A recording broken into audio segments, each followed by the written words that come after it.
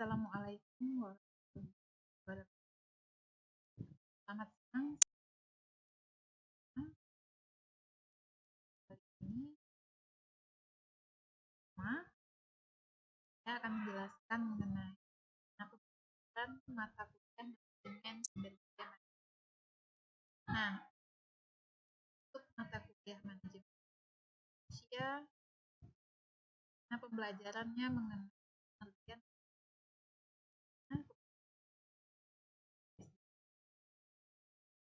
SDM, kemudian peramalan SDM, pangan SDM, dan training dan tenaga kerja, pencatatan dan tunjangan. Contoh kasus penerapan perencanaan SDM dan keselamatan kerja, pembinaan SDM, kepuasan kerja, dan yang terakhir mengenai hubungan kerja. Nah, untuk perkuliahan kita sepakati terlebih dahulu kontrak perkuliahan, yang mana untuk kontrak perkuliahan tatap muka atau luring, ya. Yang pertama, mahasiswa tidak diperkenankan, tidak boleh memakai sandal dan kaos koboi. Yang kedua, busana yang pantas dan sopan, tidak dibenarkan menggunakan celana jeans. Kemudian dosen yang berhalangan dapat memberikan informasi kepada ketua kelas sehari sebelum kuliahan. Mahasiswa tidak diperkenankan ngobrol di dalam kelas kecuali mendiskusikan materi belajar. Yang kelima, mahasiswa yang izin selama proses pembelajaran dan tidak kembali lagi ke kelas dianggap absen. Mahasiswa tidak diperkenankan menggunakan handphone di dalam kelas, dan tolong handphonenya dimatikan selama perkuliahan atau di semester. Nah, yang terakhir, mahasiswa yang bisa mengikuti ujian adalah mahasiswa yang aktif mengikuti perkuliahan. Nah, dengan kata lain, perkuliahan yang didispensasi itu 75% dari jumlah pertemuan. Maka dari pertemuan 14 kali pertemuan, minimal saudara harus hadir 10 kali pertemuan. Baru saudara boleh mengikuti ujian mata kuliah manajemen sumber daya manusia 1. Sedangkan untuk kontrak perkuliahan daring yang dilaksanakan dengan daring, perkuliahan daring dilaksanakan dengan menggunakan aplikasi Google Classroom. Materi perkuliahan akan dibagikan oleh dosen dalam bentuk PDF dan YouTube.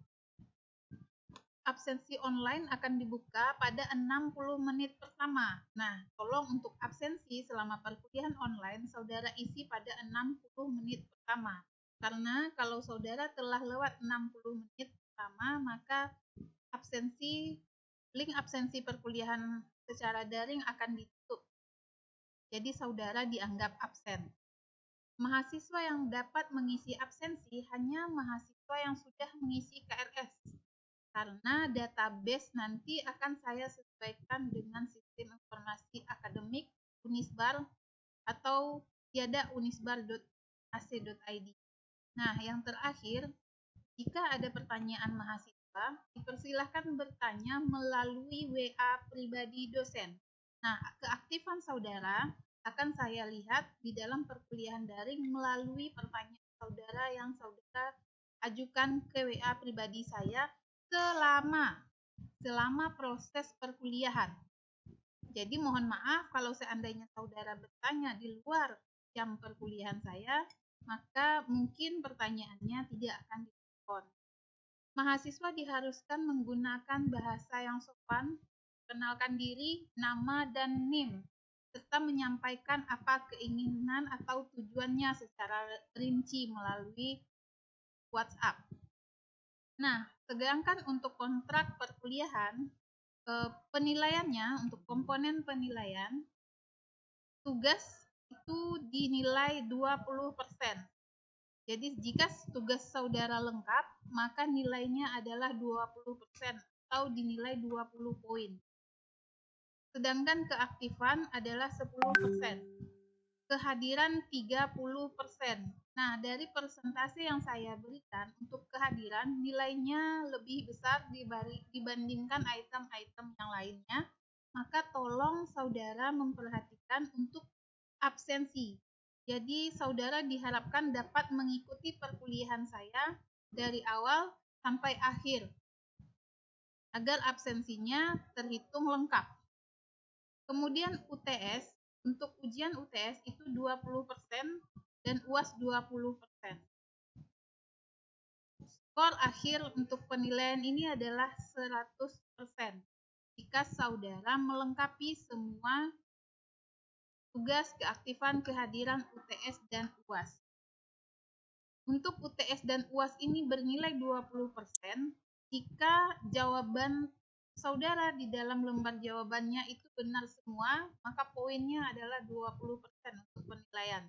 Nah, jadi kalau seandainya jawabnya juga tidak benar, maka poinnya juga akan berkurang. Nah, karena dititik beratkan di dalam kehadiran dan tugas, maka saudara, saya harapkan untuk perkuliahan di mata kuliah saya lebih berkonsentrasi di dalam tugas dan keaktifan, serta mengikuti kehadiran perkuliahan sampai akhir semester. Nah, demikian untuk penjelasan tentang kontrak perkuliahan, tentang komponen penilaian dan rencana pembelajaran untuk mata kuliah manajemen sumber daya manusia pada sesi pertama ini. Saya akhiri, mohon maaf atas segala kekurangan. Wabillahi taufik wal hidayah. Assalamualaikum warahmatullahi wabarakatuh.